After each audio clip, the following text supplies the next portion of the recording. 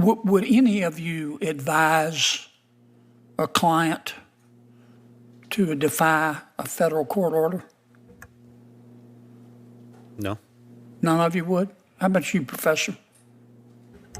I mean, under most circumstances, we follow the government and private parties follow court orders. I suppose I would not rule out ever the possibility that in a sufficiently egregious order, there should be some consideration of whether there's a way. So in some cases, I think it's a qualified answer, yes. In some cases you would. In an extremely narrow band of cases, I think it would be considered, yes. Okay.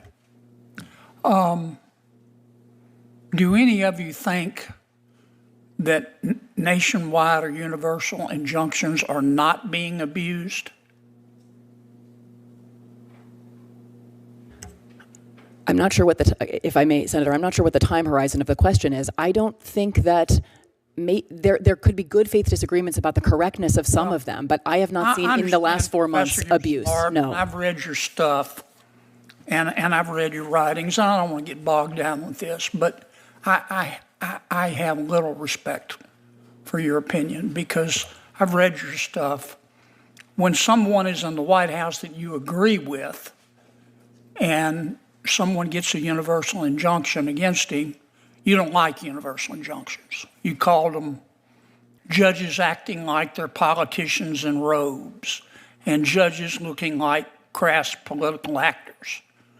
But now that President Trump's in the White House, who you dislike, you think that universal injunctions taste like pumpkin pie. So I have to discount what you say because I think you act on your political beliefs. And I worry that that's what you're teaching your kids. So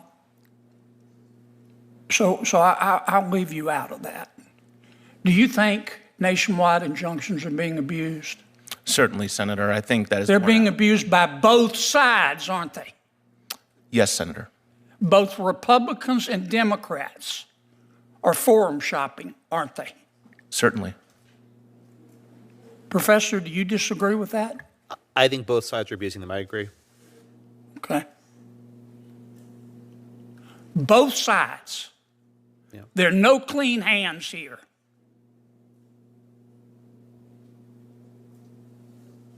Now, your suggestion is that when a federal judge issues a nationwide injunction,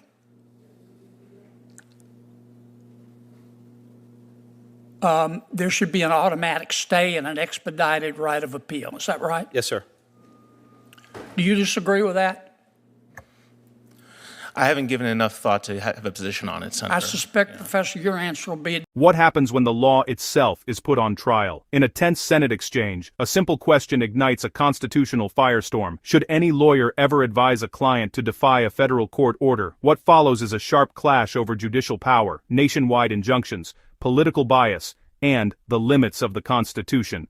This moment pulls back the curtain on how deeply divided the legal and political worlds have become, and why it matters to every American. Thought to have a position on it, Senator. I suspect, Professor, your answer will be it depends on who's president. No, Senator. Let me ask you about this. What if we had a rule? I was reading an article the other day. I'm not suggesting it. I just want your opinions. That said, if a president, any president, issues an executive order, let's say, that clearly violates settled Supreme Court precedent, that a federal judge can't issue a nationwide injunction. For example,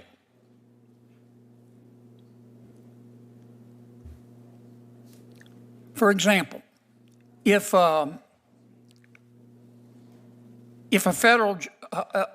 president issued an order that said no one in America has right to counsel any longer, including but not limited to, in a felony case, having the government pay for your lawyer if you can't afford it.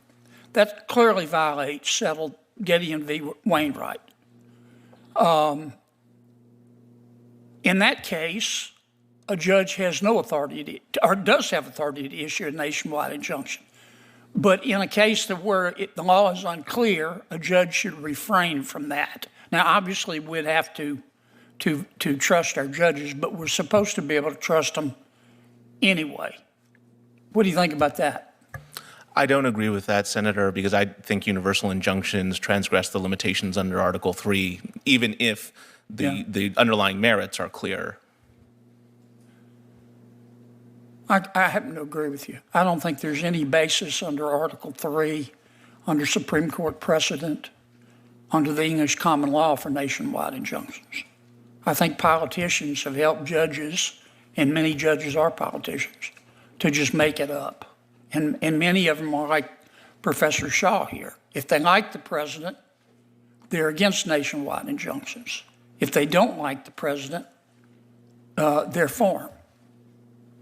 Professor, let me ask you this while I have you.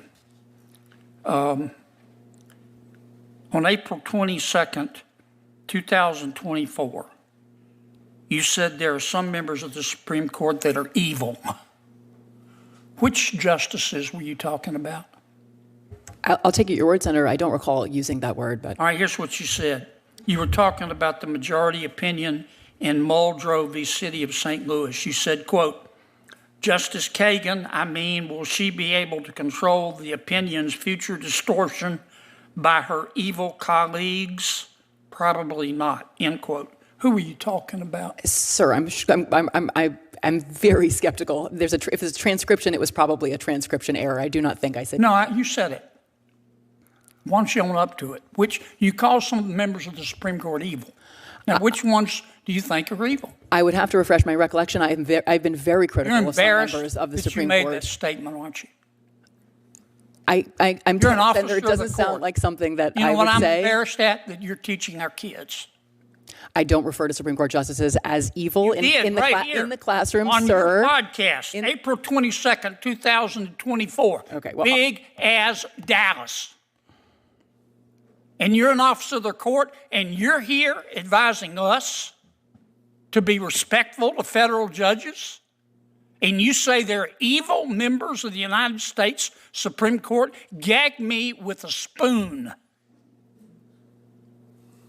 You're part of what's the problem in all of this. And if you enjoyed this video, please don't forget to subscribe, like, comment, and share for more political insight.